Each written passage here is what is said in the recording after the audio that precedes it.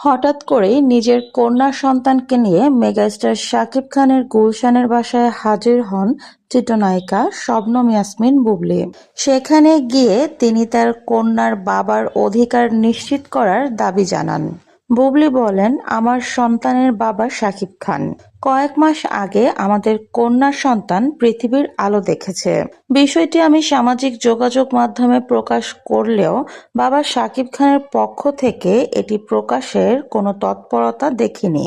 বরঞ্চ কন্যা সন্তান হওয়ার পর থেকেই শাকিব খান আমার সাথে সকল রকমের যোগাযোগ বন্ধ করে দিয়েছে। আমার এবং সন্তানদের ভরণ পোষণেরও কোনো সহযোগিতা আমি পাচ্ছি না। আগের বারের মতো এবারও সাকিব বিষয়টি গোপন রাখতে চেয়েছিল, কিন্তু আমি তাতে রাজি হইনি। কারণ কোনো সম্পর্কের মাঝেই আমি গোপনীয়তা পছন্দ করি না। একবার যে ভুল করেছি সেই একই ভুল আর দ্বিতীয়বার করতে চাই না। আমার সন্তান কোনো অবৈধ সন্তান না যে তাকে লুকিয়ে রাখতে হবে বা তার কথা গোপন রাখতে হবে। সাকিবের উচিত বাবা হিসেবে তার কন্যা সন্তানের পরিচয় প্রকাশ করা, তার সন্তানকে নিয়ে আনুষ্ঠানিকভাবে স্বীকৃতি দেওয়া। বুবলী বলেন, আমি শুধু আমার সন্তানের অধিকার চাই।